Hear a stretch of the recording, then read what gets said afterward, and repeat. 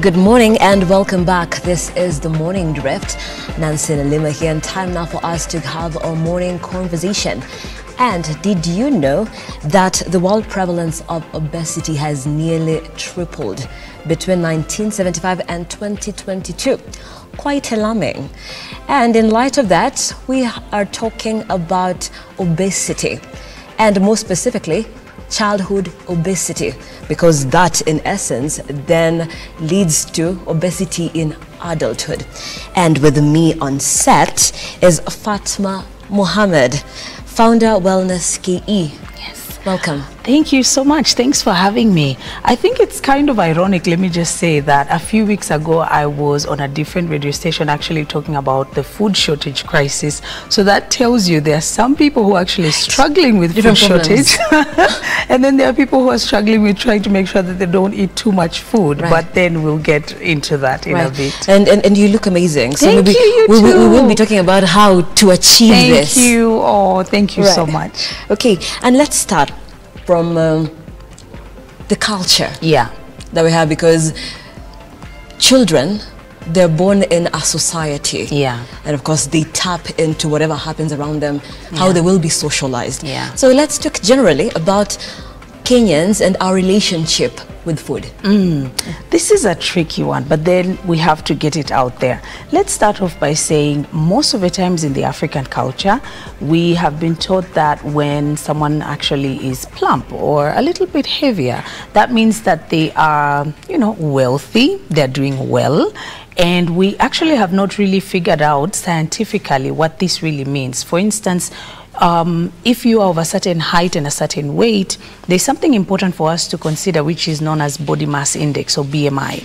And your BMI basically tells you whether you are underweight, good weight or healthy weight, or overweight or obese, right? So you'll find that because of our culture, we actually associate gaining weight with, positive way of living, which is actually the opposite. It means we haven't necessarily figured out a person, an individual, and then for us to figure out their BMI, if they really are at a healthy weight or not.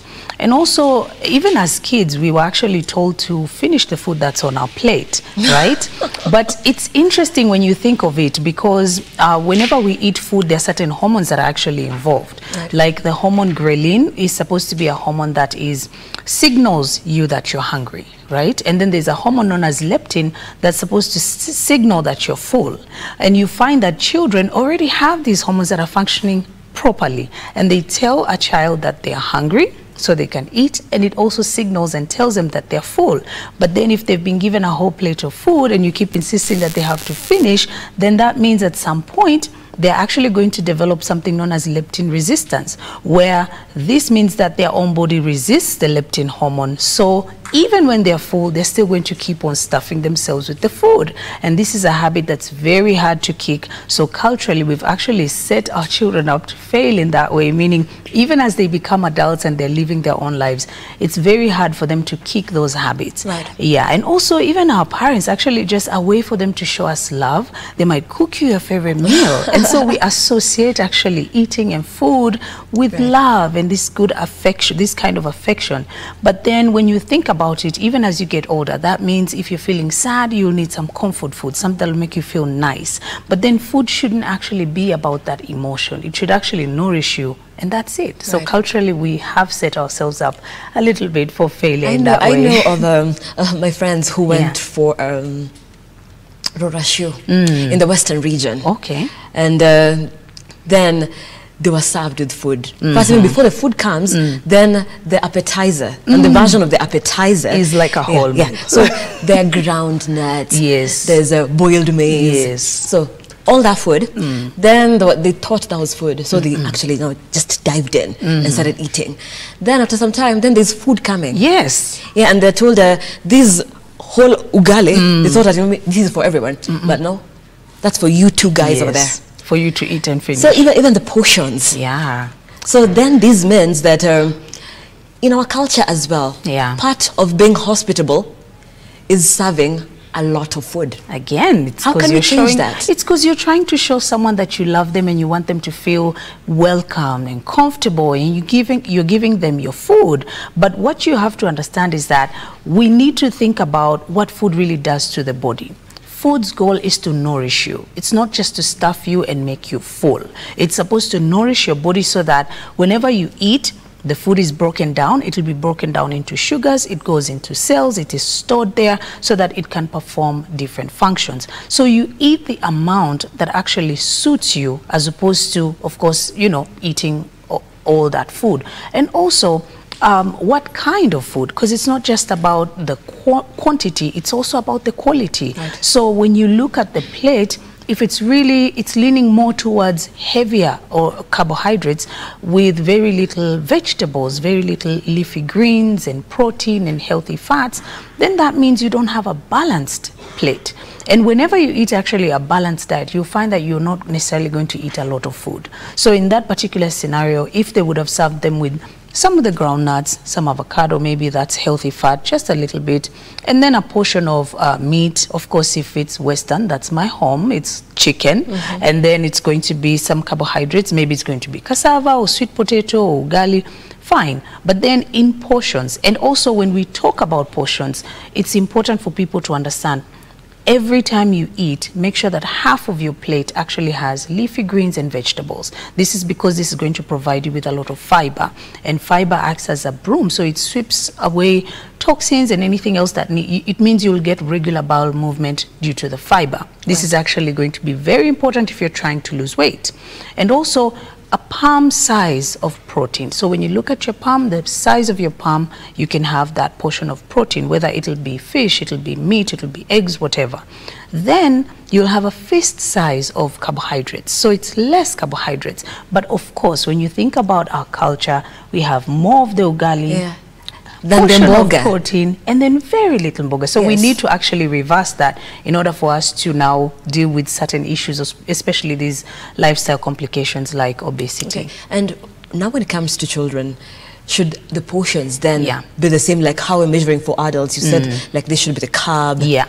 So maybe the vegetables could be this size. Exactly. So for kids, is the measurement, is the portion the same? For children, what you actually need to do is to listen to them when they tell you that they're hungry and when they're full. Because as we've actually explained earlier, that the hormones like leptin and ghrelin, they actually play a very big function. They signal, they tell you when you're hungry, and they tell you when you're full. So make sure that you listen to your child. You as a parent, you know your child better than anyone else. You know when they're really full and you know when they're hungry. And at the same time, when you look at the plate of your the child that you prepared for them, make sure that you have the right types of foods that we've mentioned. Because when you have the right types, chances are they're actually going to be full and leave, you know, some room for, of course, drinks and drinking water, hydrating, and so forth. So make sure that you focus more on the quality of food, the types of food. That way, you know, your child is actually not going to steer down that path of overeating and things like that. Yeah. And then there's fast food. Yes. Yeah, and you see, when you even see ads on TV, when someone bites a fried chicken, and drinks a very cold Coca-Cola, then it's attractive. Yes. So then there are very many fast food joints as well. Yeah. Many families dine out during the weekends. Fast food joints, and kids who consume a lot of this fast food. Yet again, how can parents just work around it and control the intake of junk? Do you know something? It's very important for people to understand that word fast food. Of course, it's prepared fast. Chances are there's not going to be much to nourish the body. So I always say a parent who cares about their child is going to do their best to allocate time to prepare healthier foods for their child, because you're not necessarily going to sit and blame businesses out there. They're doing what they need to do. They're running businesses. They're going to put a lot of money to have ads, because they know at the end of the day, if they market these products, you and probably your children are going to end up consuming them. So they have teams that actually come up with these ads and make sure that they even evoke emotion when you drink that soda or whatever, because they know that the moment they do that, you'll actually be attracted to it.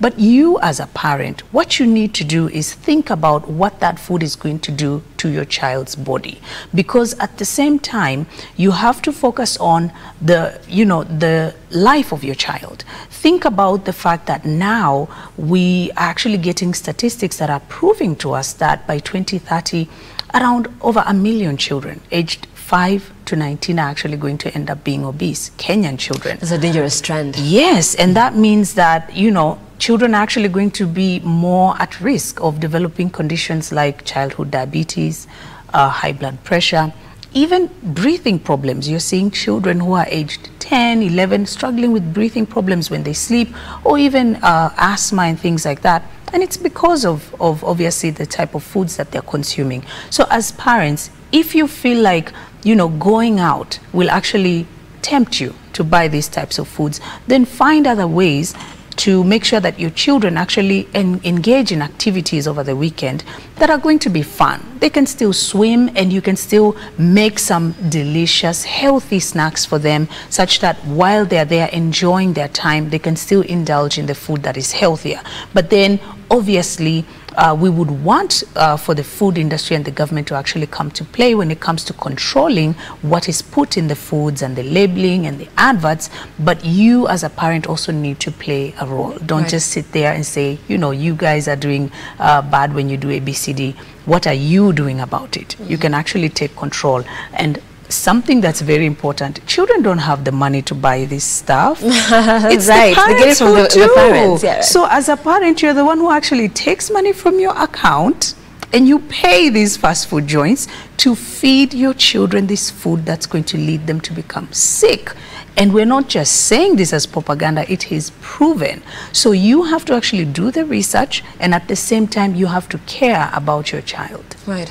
So when it comes to preventing the childhood obesity, what are the foods that should be off parents' avoided, mind? right? Avoided, I can say that the first one obviously is junk food. We've already talked about fast food, junk food. All these foods are actually unhealthy.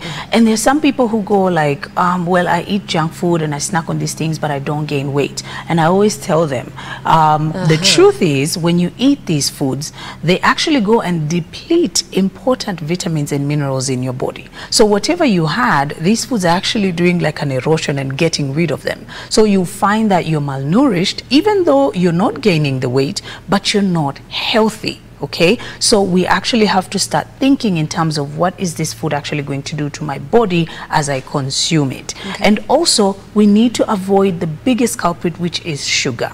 Refined sugar is a big culprit, and it's for a reason.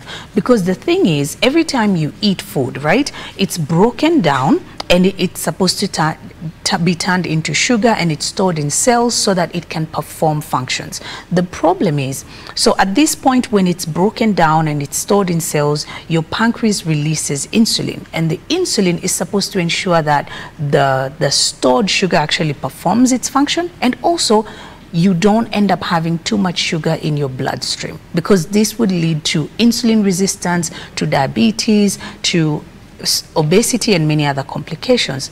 But now you think of it in this way, like if you keep eating all the time and you keep eating these foods high in sugar, actually you're going to end up having high levels of blood sugar and also a lot of insulin being released in your body.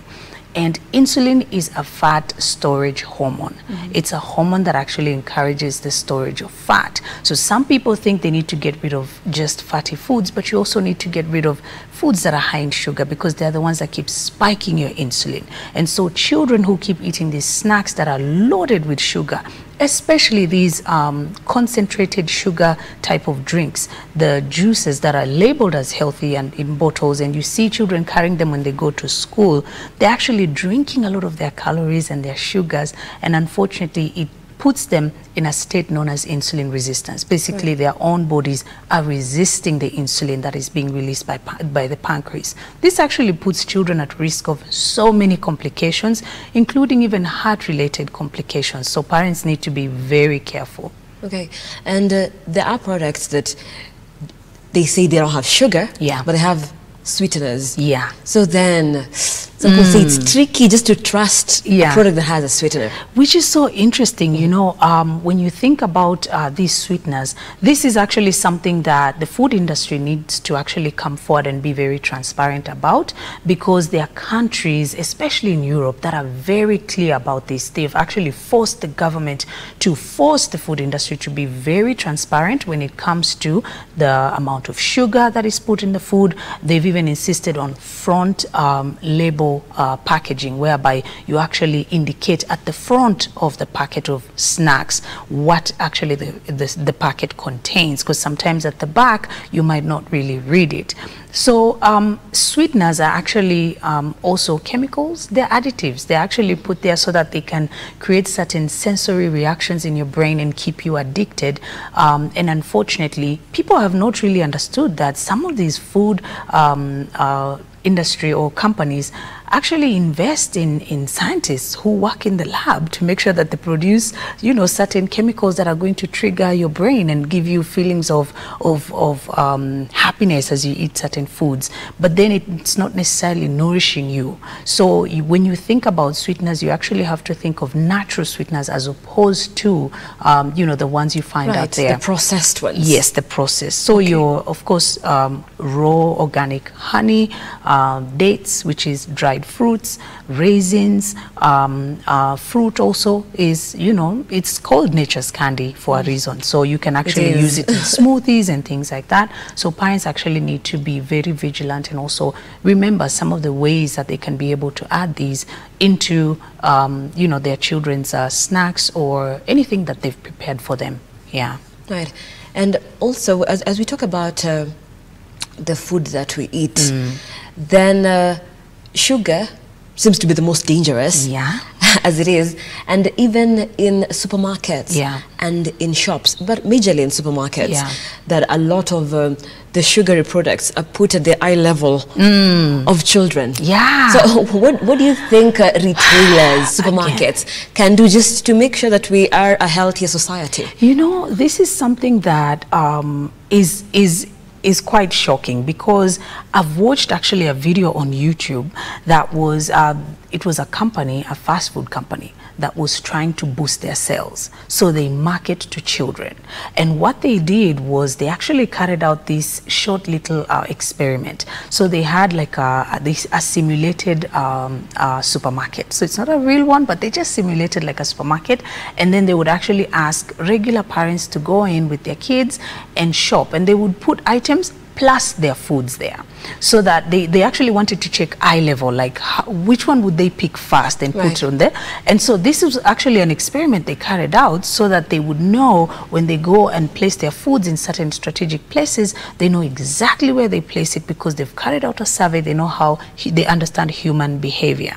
So when you think about it in that way, think about the kind of beast you're dealing with. You're dealing with people who are actually putting in a lot of money to make sure that these foods are strategically placed. And again, it still goes back to the parents.